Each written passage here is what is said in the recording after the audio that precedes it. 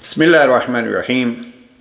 आज हम नाजुल बलागा से हिकमत नंबर 126 जनाब अमीरुल मोमिनीन के कुछ हिदायत पे बहस करेंगे। अल्लाह सुब्हानहू व तआला ख़ुद कुरान मजीद में और अल्लाह वाले अपने फ़रामीन में दो तरीक़ों से तबलीग करते हैं, हिदायत फरमाते हैं। एक ये है कि जो करने की चीज़ें हैं उनकी अहमियत बतलाते हैं, और दूसरी ये जिन चीज़ों से रोकना होता है, न करने की जो चीज़ें हैं उनके नुकसानात बतलाते हैं। और उन नुकसानात को भी बाज़ औक़ात वो सवालिया अंदाज से पेश करते हैं, बाज़ औक़ात ताज्जुब के हवाले से। नहजुल बलागा हिकमत 126 में जनाब अमीर अलैहिस्सलाम ने 6 चीज़ों को बतौर ताज्जुब पेश किया है। गोया हमें ये मुतवज्जे किया है कि ये चीज़ें आपके दरमियान ना और आपके अंदर नहीं होनी चाहिए। वो 6 चीज़ें क्या हैं, और फिर हम अपने आप को देखें। मैं अक्सर याद करता रहता हूँ कि अल्लाह सुब्हानहू तआला के कलाम को या आइम्मा मासूमीन अलैहिस्सलाम के फ़रामीन को, अम्बिया अलैहिस्सलाम के फ़रामीन को हम अपने लिए एक चेकिंग पॉइंट समझना चाहिए कि आया ये कमज़ोरियाँ जो बयान की जा रही हैं ये हमारे अंदर तो नहीं हैं, और जो अच्छाइयाँ कुरान मजीद बयान कर रहा है क्या वो हमारे अंदर हैं या नहीं, और फिर कोशिश की जाए कि उन अच्छाइयों को अपनाया जाए, बुराइयों से ख़ुद को बचाया जाए। जनाब अमीरुल मोमिनीन फरमाते हैं, अजिब्तु लिल बख़ील, मुझे ताज्जुब होता है बख़ील पर जो फ़क्र व नादारी से भागता है जबकि ख़ुद तेज़ी से उसी की तरफ बढ़ रहा होता है। देखिए बख़ील की यानी गोया इमाम ने यहाँ मज़म्मत की और अजीब अंदाज़ में कि ताज्जुब है मुझे उस बख़ील पे, इसलिए कि बख़ील बुख़्ल क्यों करता है। 2 किस्म के बख़ील होते हैं। कुछ ऐसे होते हैं जो दूसरों को देने में बुख़्ल करता है, और कुछ ऐसे होते हैं जो ख़ुद खर्च करने में भी बुख़्ल करते हैं। बहरहाल जो भी इसमें से हो, दोनों बुराइयां हैं। तो इमाम फरमाते हैं वो भागता किससे है, बख़ील क्यों होता है, क्यों नहीं देता दूसरों को? इसलिए कि कहीं मेरा माल खर्च ना हो जाए, ख़त्म ना हो जाए और मैं फ़कीर ना हो जाऊँ। अब वो फ़क्र से भागता है और ख़ुद उसी फ़क्र की तरफ तेज़ी से बढ़ रहा होता है। इमाम फरमाते हैं सिरवत तो खुशहाली का तालिब होता है और वही उसके हाथ से निकल जाती है। वो चाहता है मैं बहुत सारा बचाऊं ताकि मैं खुशी भरी ज़िंदगी गुजारूं, अच्छे और आसाइश से ज़िंदगी गुजारूं, और वो इसी आसाइश की तलाश में ख़ुद को फ़कीराना ज़िंदगी में मुब्तला कर लेता है। और फिर तीसरा जुमला जो जनाब अमीर अलैहिस्सलाम ने फरमाया, इमाम फरमाते हैं वो दुनिया में फ़कीरों की सी ज़िंदगी बसर करता है और आखिरत में अमीरों जैसा उससे हिसाब होगा। बड़ा खूबसूरत जुमला है, और अक्सर बख़ील जो हैं वो इस अंदाज़ में अपनी ज़िंदगी गुजार देते हैं कि खर्च करना कुछ भी नहीं है, या कम अज़ कम अपने पे अगर खर्च करते हैं तो दूसरों के लिए जब भी कुछ हो तो कहते हैं जी हमारे पास तो कुछ है ही नहीं, और आखिरत में उनसे हिसाब होगा वो मालदार वाला। तो ये एक चीज़ हो गई, बुख़्ल की मर्ज़ से जनाब इमाम ने बतलाने का एक तरीका बतलाया। दूसरी चीज़ इमाम फरमाते हैं अजिब्तु लिल मुतकब्बिर अल्लज़ी काना बिल अम्सि नुत्फ़तन, मुझे ताज्जुब होता है मुतकब्बिर व मग़रूर पर। क्यों ताज्जुब होता है या अली? इमाम फरमाते हैं कि कल एक नुत्फ़ा था और आइंदा कल वो एक मुर्दार होगा। अब जो कल नुत्फ़ा था और आइंदा कल वो मुर्दार होगा, उसको और तकब्बुर व गुरूर को आपस में क्या जोड़ है।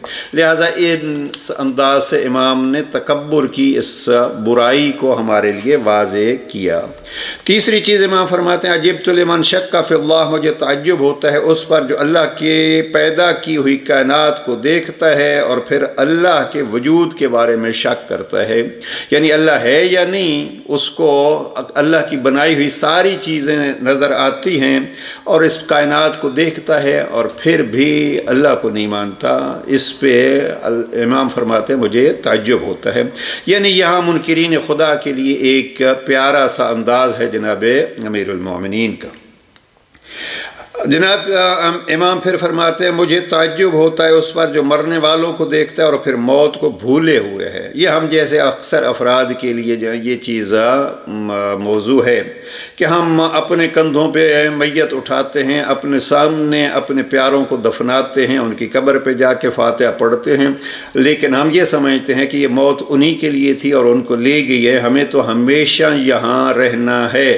गोया जनाब अमीर अलैहिस्सलाम मौत की फरामोशी से ख़बरदार करते हैं और फरमाते हैं जब आपने इनको देखा कि उन्होंने जानना है तो आप ख़ुद को भी जानना ہے یہ ذرا بھول نہ جائیے۔ بلکہ جناب امیر علیہ السلام ایک جگہ پہ فرماتے ہیں کہ بڑے بڑے جو آپ سے طاقتور تھے اور جو کہا کرتے تھے کہ ہم سے زیادہ طاقتور کون ہے، وہ بھی اسی مٹی میں دفن ہو گئے۔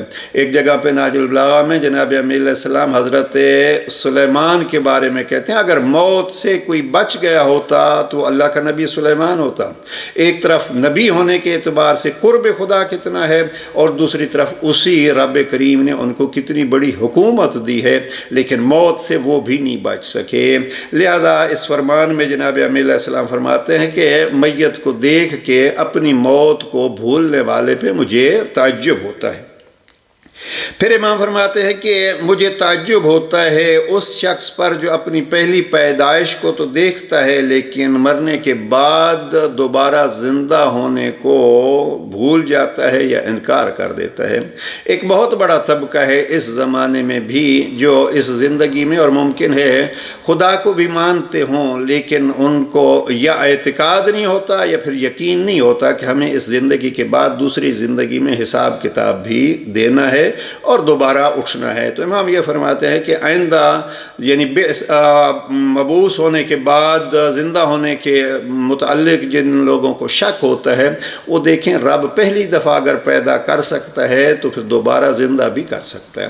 قرآن مجید میں اس موضوع پہ بہت ساری مثالیں پیش کیں، اور اللہ سبحانہ وتعالیٰ نے جب اللہ کے نیک بندے نے تھوڑا سا شک کیا کہ پروردگار ان مردوں کو کیسے زندہ کرے گا، تو کبھی کہتے ہیں جناب ابراہیم کو کہ دیکھو ان پرندوں کو کاٹو اور پھر ان کا گوشت، ان کے پر سب کچھ ملا دو، مختلف پہاڑوں پہ رکھ دو، پھر ان کو بلا لو۔